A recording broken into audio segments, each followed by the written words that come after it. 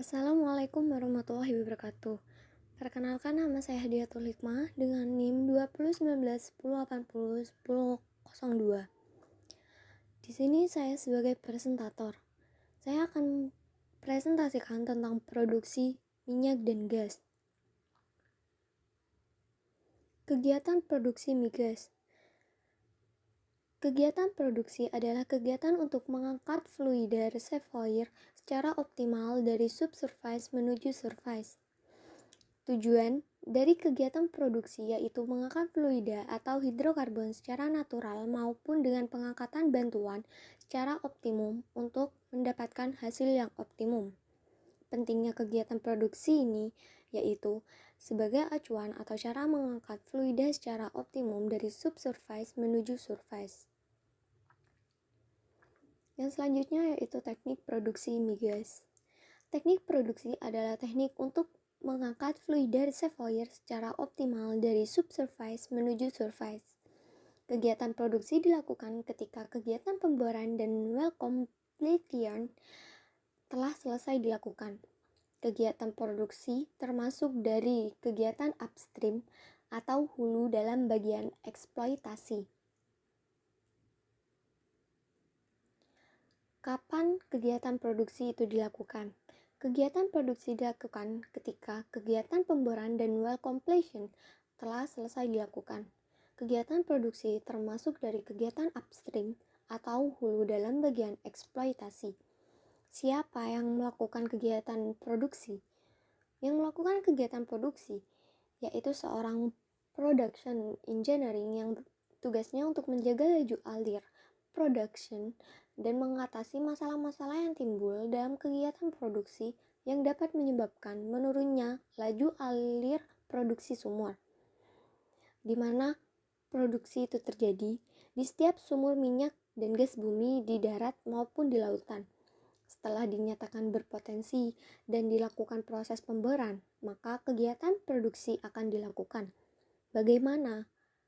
Cara mengangkatnya yaitu mengangkat fluida ke permukaan dengan menggunakan beda atau selisih tekanan atau pressure pada sumur produksi. Yang selanjutnya yaitu tahapan-tahapan produksi. Yang pertama, primary recovery. Primary recovery yaitu cara memproduksi sumur secara alamiah dengan tekanan reservoir yang ada menggunakan pompa, baik pompa angguk maupun pompa submersible atau dengan gas lift dengan tujuan agar kolom fluida lebih ringan sehingga minyak bisa mengalir. Dalam tahapan ini terdapat dua kondisi. Yang pertama yaitu natural flow, di mana kondisi pengangkat hidrokarbon dari subsurface menuju surface dengan menggunakan tekanan reservoir dari reservoir itu sendiri.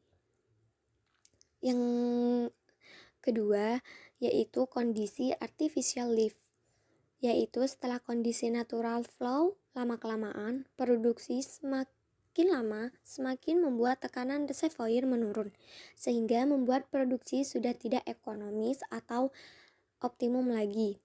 Salah satu solusinya yaitu dengan pengangkatan buatan atau artificial lift.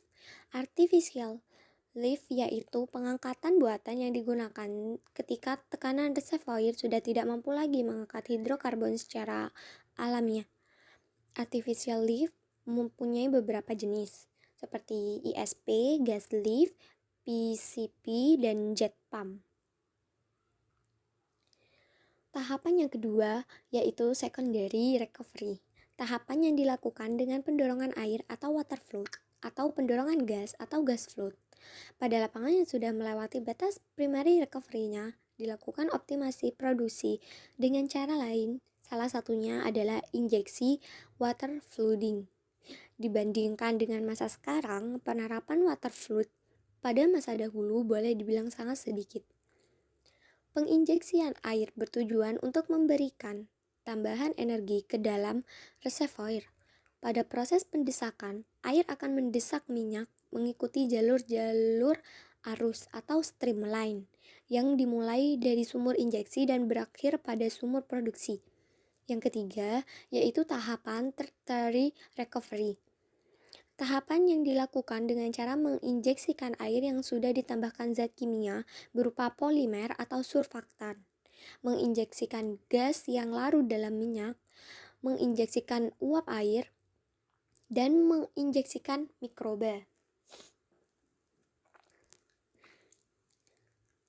Secondary dan tertiary recovery biasa disebut IOR. IOR adalah metode pengurasan minyak tahap lanjut dengan cara menginjeksikan sejumlah zat ke dalam reservoir melalui sumur injeksi dengan tujuan recovery faktor dapat meningkat. Yang selanjutnya yaitu pengolahan migas. Proses pengolahan migas yang pertama diawali dengan destilasi.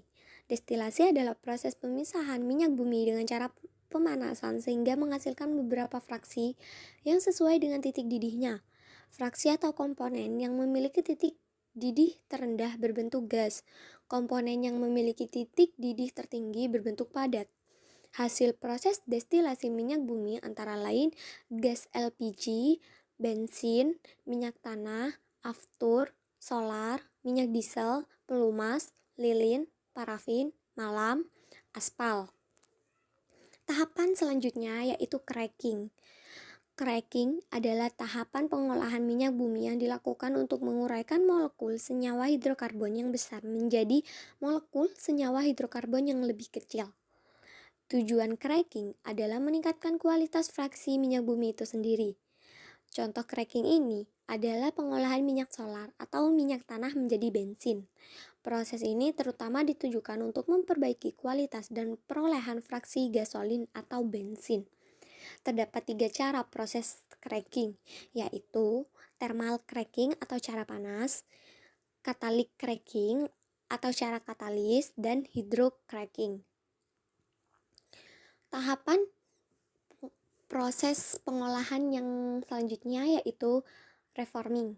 Reforming adalah perubahan dari bentuk molekul bensin yang bermutu kurang baik menjadi bensin yang bermutu lebih baik. Kedua jenis bensin ini memiliki rumus molekul yang sama, namun bentuk strukturnya yang berbeda. Oleh karena itu, proses ini juga disebut isomerisasi. Reforming dilakukan dengan menggunakan katalis dan pemanasan. Reforming juga dapat merupakan pengubahan struktur molekul dari hidrokarbon parafin menjadi senyawa aromatik dengan bilangan oktan tinggi. Tujuan reforming adalah memperoleh produk minyak bumi atau senyawa bensin yang lebih baik. Melalui isomerisasi menghasilkan isomer, yaitu dua jenis bensin dengan rumus molekul sama tetapi strukturnya berbeda, sehingga kualitasnya pun berbeda. Proses selanjutnya yaitu alkilasi dan polimerisasi. Alkilasi adalah proses penambahan jumlah atom dalam suatu molekul menjadi molekul yang lebih panjang dan bercabang. Tujuan alkilasi adalah memperoleh produk alkilat dengan angka oktan tinggi. Angka oktan adalah angka yang menunjukkan tingkat ketukan knocking yang timbul oleh bensin saat proses pembakaran. Polimerisasi adalah proses penggabungan molekul kecil menjadi molekul besar. Contohnya, polimerisasi dalam pengolahan minyak bumi adalah proses reaksi penggabungan senyawa isobutena dengan isobutana.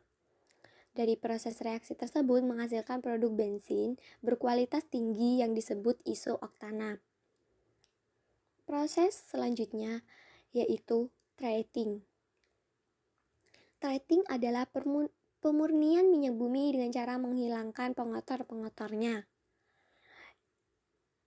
Proses treating memiliki beberapa cara, yaitu seperti copper sweetening dan ductor treating, yaitu proses penghilangan pengotor yang dapat menimbulkan bau yang tidak sedap, atau acid treatment, yaitu proses penghilangan lumpur dan perbaikan warna, atau dewaxing, yaitu proses penghilangan wax dengan berat molekul tinggi dari fraksi minyak pelumas untuk menghasilkan minyak pelumas dengan pour point yang rendah.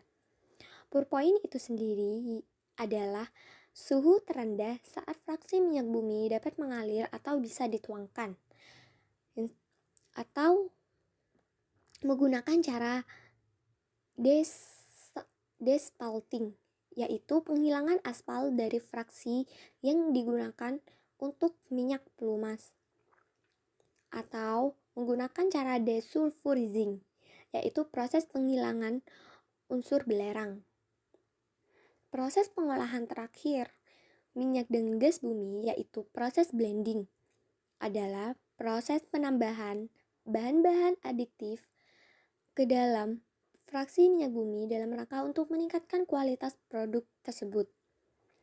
Bensin yang memiliki berbagai persyaratan kualitas merupakan contoh hasil minyak bumi yang paling banyak digunakan di berbagai negara dengan berbagai variasi cuaca.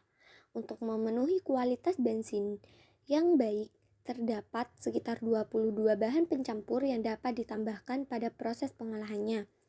Di antaranya, bahan pencampur yang terkenal adalah tetraethyl lead atau TEL. TEL berfungsi menaikkan bilangan oktan bensin, tetapi dapat menimbulkan pencemaran udara. Yang selanjutnya yaitu peralatan atas dan bawah permukaan yang digunakan dalam kegiatan produksi. Alat-alat surface dan subsurface production gunanya untuk membantu kegiatan produksi agar berjalan secara efisien dan tidak ada kendala. Adapun surface facility production diantaranya yaitu separator, Christmas tree, dan wellhead. Sedangkan subsurface facility production diantaranya yaitu tubing, packer, dan casing. Sekian presentasi dari saya, kurang lebihnya mohon maaf. Wabillahi taufiq wal hidayah. Wassalamualaikum warahmatullahi wabarakatuh.